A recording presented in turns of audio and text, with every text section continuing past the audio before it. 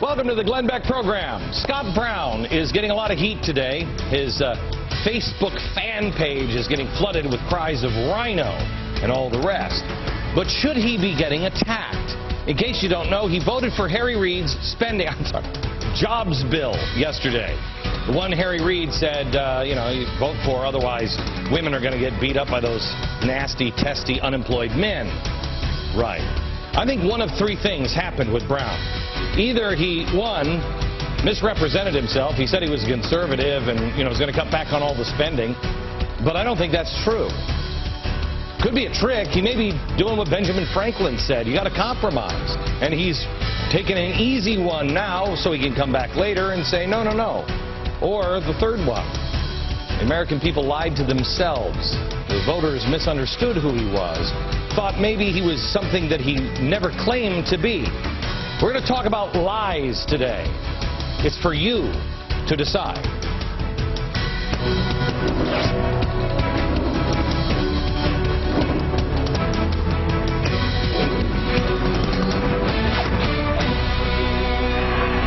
Hello, America. White House can still call at any time. I'm wearing the shirt and tie just to throw them off. It makes them dizzy. Think about, I don't know. I think it was about 1.9 seconds had elapsed before Scott Brown's Senate election victory was over, and then immediately polls started popping up. Can Scott Brown be president in 2012? Remember we talked about it? I mean, I get it. People were excited. But the only thing people really knew about the guy nationally was he had an old pickup truck, and he won. Call me crazy, and they do, but I'd like to know just a little bit more before I anoint someone the savior of the universe or make them president of the United States. I have a sneaking suspicion Brown 2012 may have lost a little steam after he voted for Harry Reid's jobs bill. Some Tea Party members woke up this morning and probably threw up just a little bit in their mouths when they read the news. They thought, wait, what?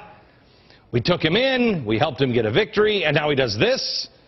Well, he's getting a ton of heat. But I have to ask myself, why?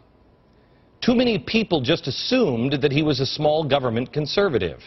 I don't believe he ever claimed to be a Tea Partier or a small government conservative. In reality, he was at best a mixed bag for Massachusetts. He's a Massachusetts conservative. He voted for lower state income taxes and against Democrats on taxes more than half of the time. The other half, I guess he was okay with it. He also opposed several efforts by governors to curb state spending. He will not tax, but he will spend. Sound familiar?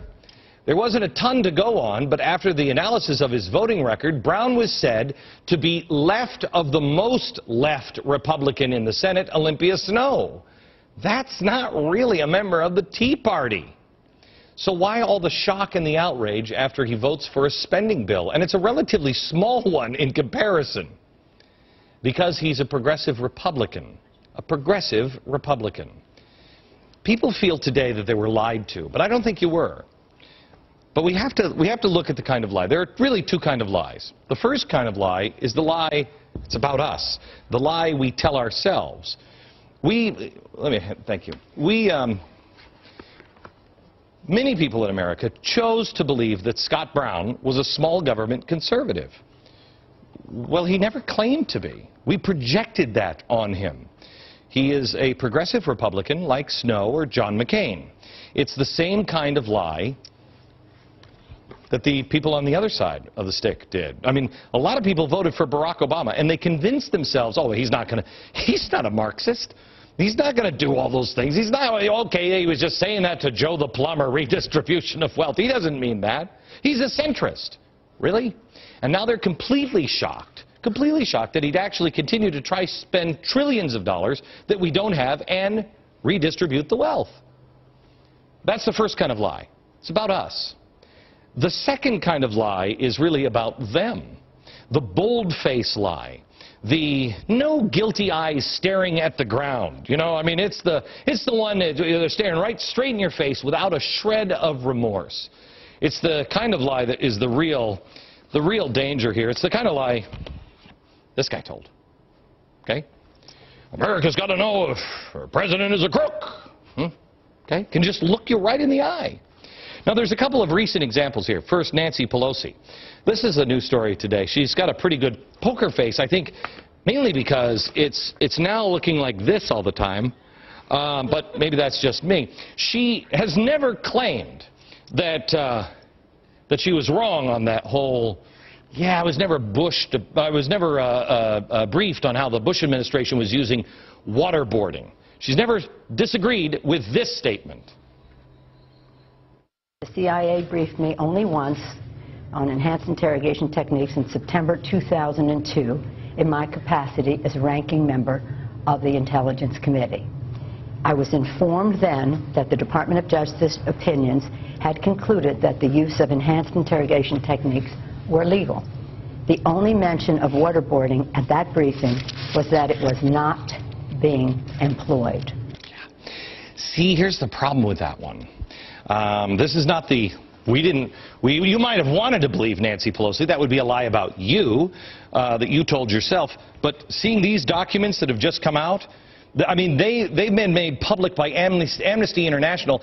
They kind of cast doubt on that story, you know, about the whole ongoing interrogations thing. It's pretty clear if you just look at the documents.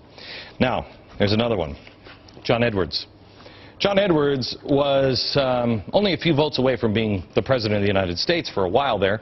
Then the rumors started to surface that he was cheating, but not just on his wife, his cancer-stricken wife, and that he fathered a love child. He wanted to make it clear, looking you right in the eye, that's absolutely untrue. Watch. I have no idea what you're asking about. I've responded consistently to these tabloid allegations by saying I don't respond to these lies, and you know that in the cover, and I stand by that.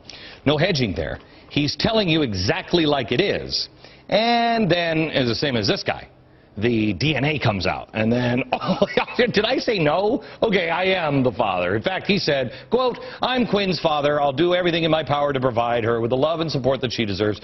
It was wrong for me to deny that she was my daughter. You think so? Well, how very, very tender of you, John Edwards. And then there is this example, which mysteriously has drawn a chorus of yawns from the media. This one comes from President Obama. This is one of the most outrageous lies I have seen in quite some time, and yet nobody seems to care, and this is important. While he was on the campaign trail, he's been asked about his relationship with Acorn. I want to show you his response. Watch carefully. Do you believe him here? His relationship with Acorn. Campaign trail. Watch. My relationship to Acorn is pretty straightforward. It's probably 13 years ago, when I was still practicing law, I represented Acorn, and my partner in that representation was the U.S. Justice Department in having Illinois implement what was called the motor voter law. Okay. I mean, that sounds so straightforward. Look, it was 13 years ago, and I was involved with the Justice Department. 13 years ago. He's got nothing to do with them. It's no big deal, right?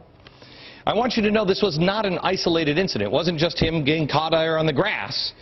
This time, he repeated this claim at a presidential debate. Again, watch him. Had nothing to do with us. We were not involved. The only involvement I've had with Acorn was I represented them alongside the U.S. Justice Department in making Illinois implement a motor voter law. He can look you right in the eye. Got it? Nothing. I got nothing to do with Acorn. And people said, he's telling the truth. Now, in the very same election campaign, we now have a video clip that has been uncovered during a House investigation by Congressman Issa. Here is what Obama has said when being interviewed by Acorn about Acorn right around the same time. Watch.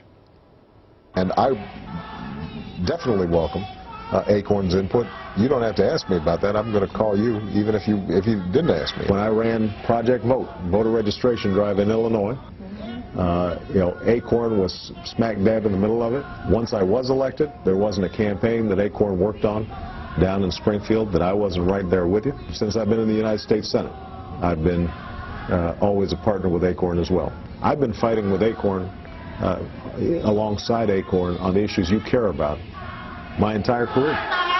Got it? Did we somehow or another misunderstand him? Is there another definition of "is" that I missed in that statement? In the same campaign season, he said these two statements. Play them back to back, please. And I definitely welcome Acorn's input. You don't have to ask me about that. I'm going to call you, even if you didn't ask me. It had nothing to do with us. We were not involved.